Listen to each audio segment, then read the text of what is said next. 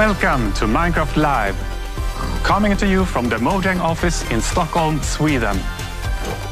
Get ready for a show featuring insights from the team, never before seen game drops and lots more.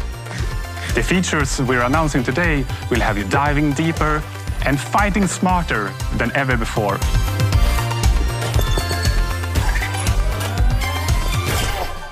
I'm Jens Bergensten. I've been working on Minecraft for quite some time. I've got loads of Minecraft memories, too many to share here, but attending the fancy premieres of a Minecraft movie were definitely one to remember. In London, the classic red carpet was made of real grass. Getting the chance to walk it was super fun, but even more special was to see so many of you come together and share a real-life Minecraft moment in the cinemas. Our community really made those movie showings their own, just like they've done with our games since day one. Every year, the Minecraft community grows bigger than it's ever been before. To all newcomers, welcome to the world of Minecraft. Lots of you love playing creative and survival mode as our vanilla team designs it, and that's great. And many of you have been modding the game in universe-expanding ways. We also noticed that more and more players are using marketplace content to play in their own way. No matter how long you've been playing or what you're getting up to, it's you, our community, that drives us to create. From all of us here at Mojang Studios, a huge thanks for inspiring us for all these years. You can see examples of this inspiration in the game drops that we're showing off today. We're always taking notes and keeping a close eye on your feedback as we develop. You really do help shape the future of the game. On the other hand, it's also important that we expand Minecraft in ways that you might never have expected. We want to make our world more interesting, creative and charming. And thanks to our amazing developers, we're not short on ideas. As I mentioned earlier, more players than ever are taking their first steps into the world of Minecraft. So here's a quick tutorial to help any newcomers. Hi everyone, welcome to this guide to Minecraft. There is no right or wrong way to play. We all start off the same. Trees are made of wood blocks and can be broken with your hand. You'll need a crafting table, so break your wood into planks. Make sticks to craft one of the most iconic tools in all of Minecraft. The pickaxe. A camel. Oh, it's Jens. Hi, Jens. Hey, how's the tutorial going? Good. A camel just scared me. Yeah, they're really sneaky. Right, well, I guess I should start mining now. Remember, don't dig sticks. Yeah, I got it. Bye. Let's go down and find some mines. And the fastest way to find them is to dig straight down. Whoa, this is one weird mine. Wait, what's happening? It's shooting me. Pause. I'll just look this up. Let's see. How to fight blue thingy with eyebrows. No, that's not it. Wait, is this it? Oh, no, not that. No. Wait, is this even the same game? Wow. That's actually pretty cool. Yeah, beat that zombie. I don't even know what I was looking for anymore. Okay, last one.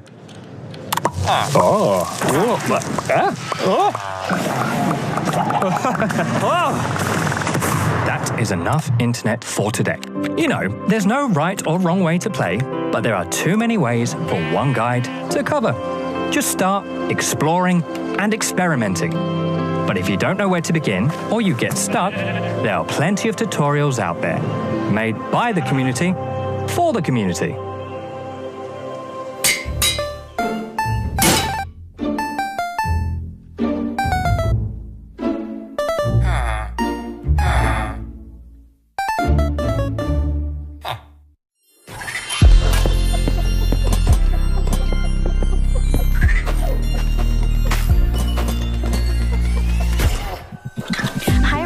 My name is Agnes and I'm the game director for Vanilla Minecraft. And the main reason we make Minecraft is to spread as much happiness and inspiration as possible. We want to bring smiles, and the game drops gives us a chance to do so more often and in a sustainable way. And I find that really precious. So far this year we have released 2 game drops and we got 2 more on the way. First is the Copper Age, which many of you might be familiar with. And a bit later in the show, we will be revealing an entirely new drop, which features you haven't seen before, including a new mob. But more on that in a bit. First, let's take a closer look at the Copper Age, a drop you will be playing very soon. In fact, it's coming next week. Like many of you, the shells are one of my favorite features from the Copper Age. And when we first started to think about the concept, I was mainly excited about the very convenient hotbar swapping. But since then, we have seen players using it in so many creative ways we didn't think about, like furniture and lots of neat architectural details. I actually dusted off my very dear architectural dictionary to be able to talk about all these clever uses of the shelf. So I now know what words like entablatures, frieze, and pilasters are. But we don't have time for all this architectural terminology. Let's hear from our lovely devs.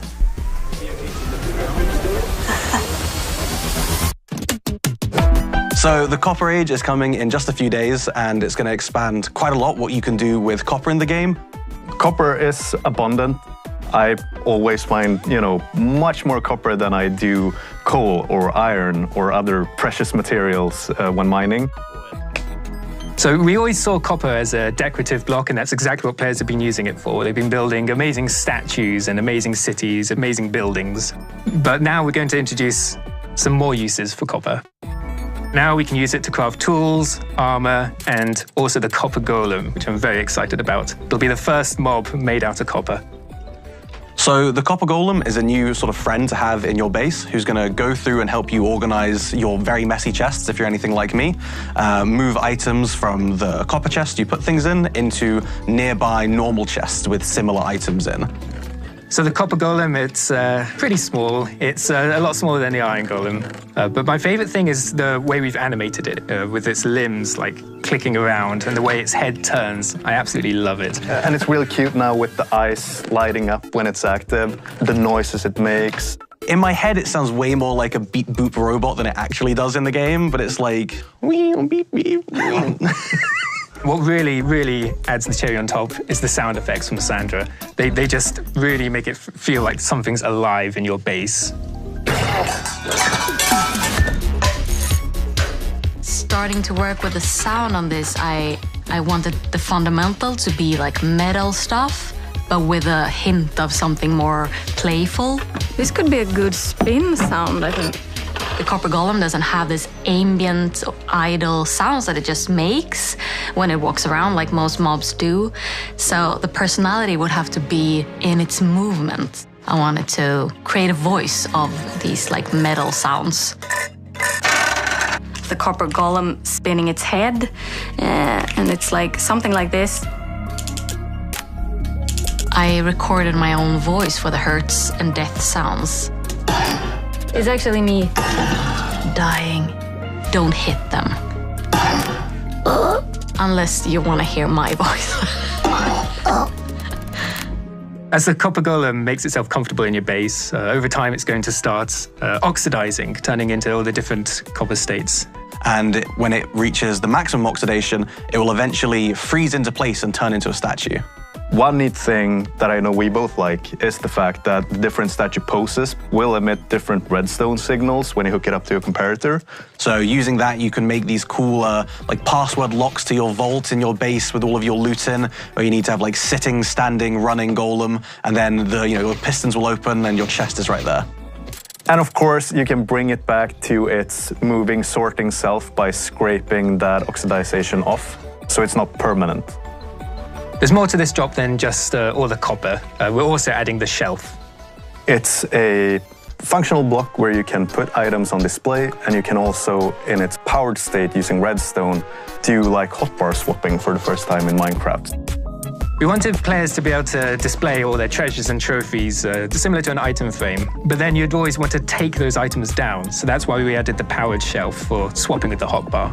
But players have not just been using it to display their items, they've been using it as decoration detail, and that's something that really took us by surprise. Yeah, a lot of people have been using the shelf as a building block, so seeing it being used as like part of these big constructs and, you know, for like skirting board around a wall, I think is building with a very like Minecrafty feeling to it. It's something that players have been craving for a long time. Yeah, a lot of good builds coming out with it.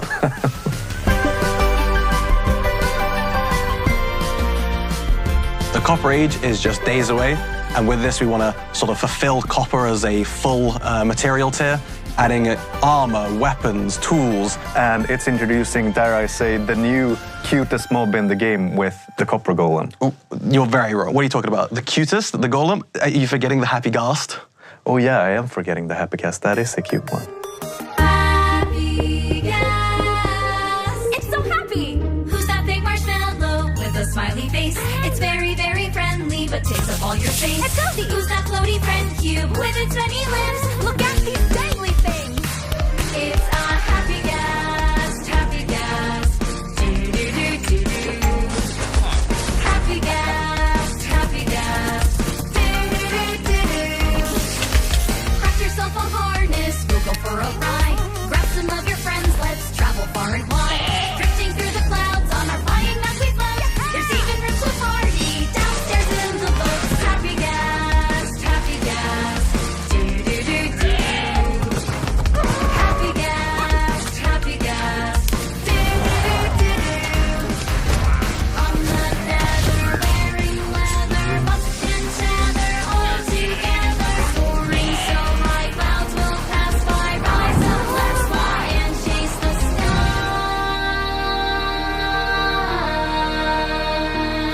Chase the sky.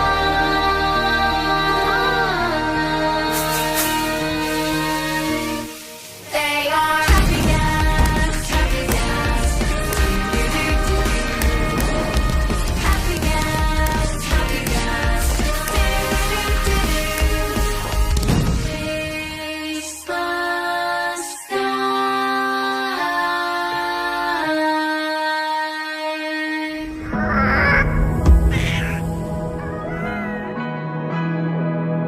As Jens mentioned earlier in the show, your creativity never fails to amaze us.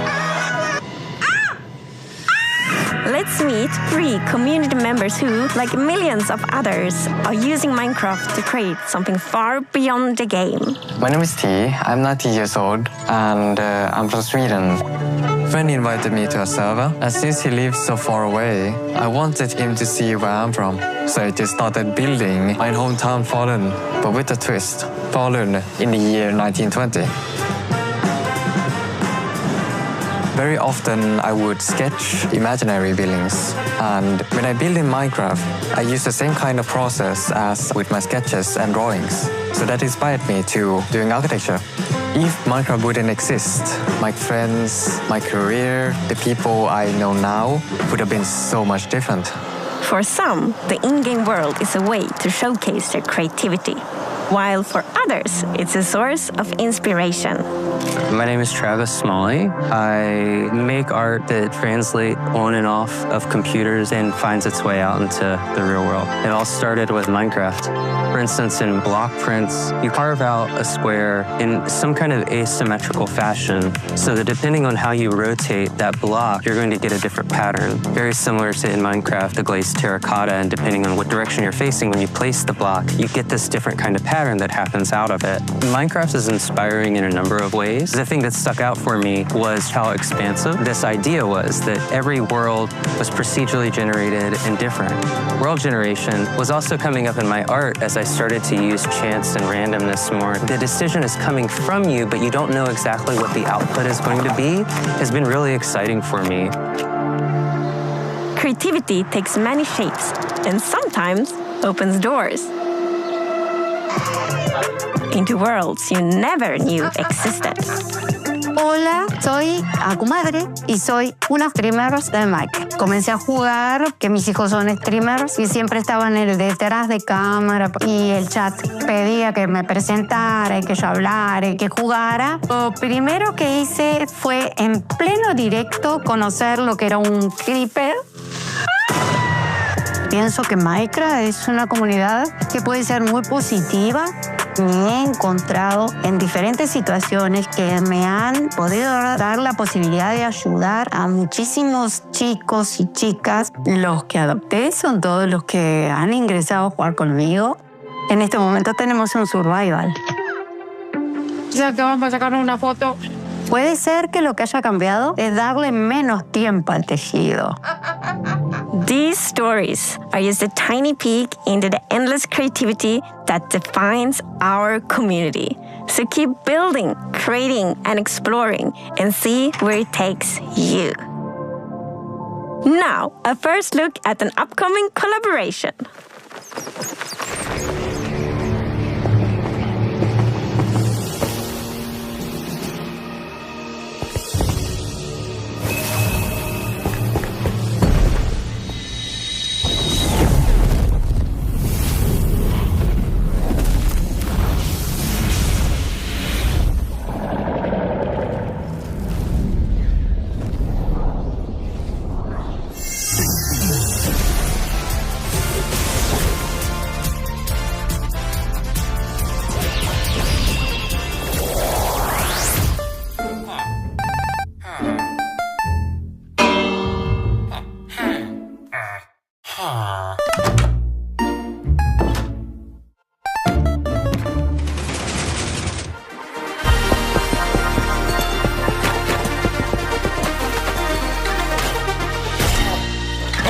It's time to reveal a brand new, unseen game drop that we are planning to release later this year.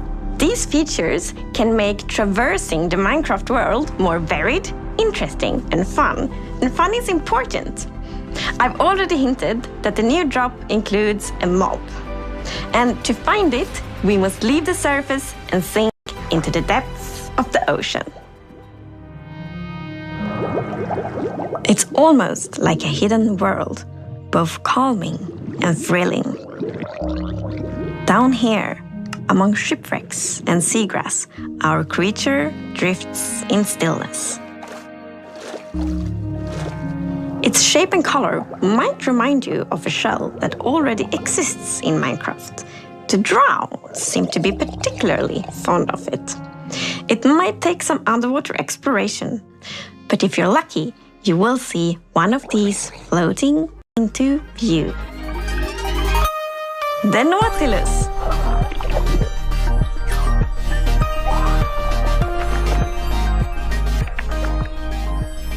So, the Nautilus is a new underwater mob you find in the oceans.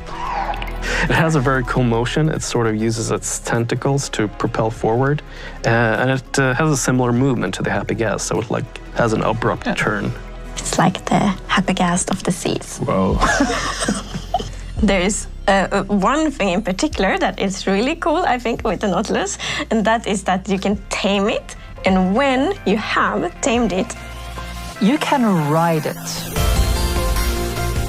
Yes, the Nautilus is a mob you can ride on, and in order to do that, you first need to tame it, and you use pufferfish. And then you need to put on a saddle, and then you can control it just how you fly around with the Happy Gas, but underwater instead, of course.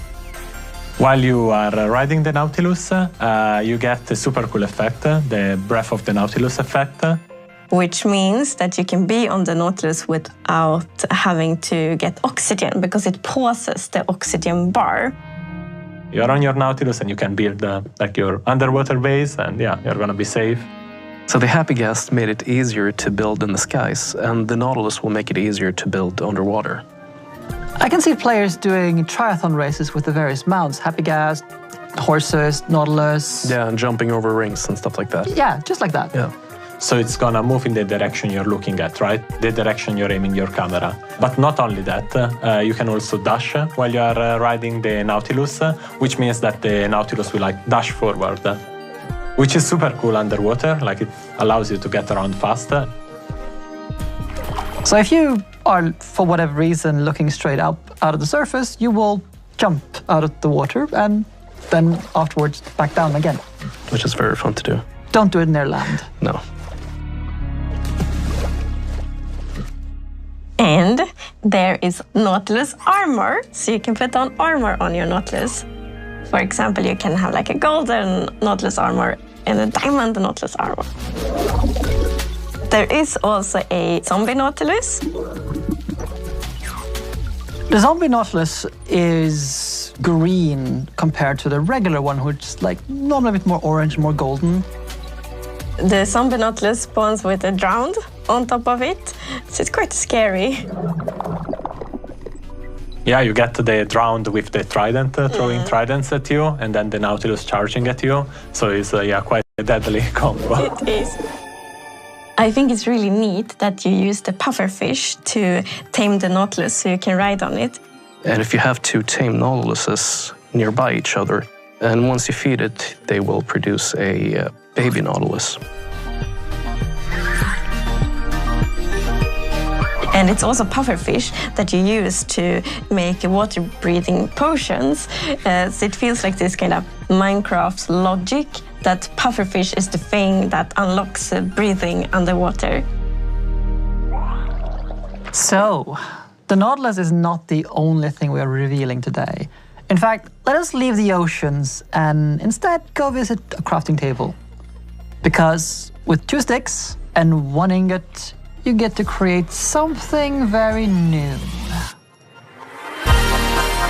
The spear. The spear is the first tier weapon we've added in a very long time.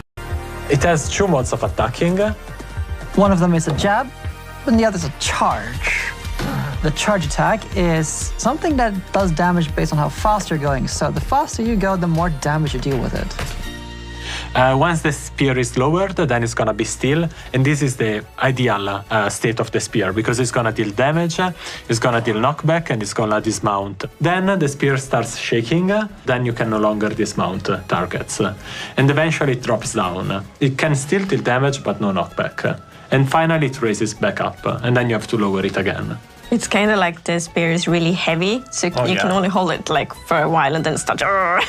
And right, also like the better tiers are even heavier, which also makes sense. Yeah. Like players are gonna be able to do a lot of different things with the spear. Like I'm thinking jousting, but horse jousting. But why not Nautilus jousting? Jousting in the sky with Elytra. Or attacking from the sky with Elytra. Jumping down off the happy gas and then flying into your enemies.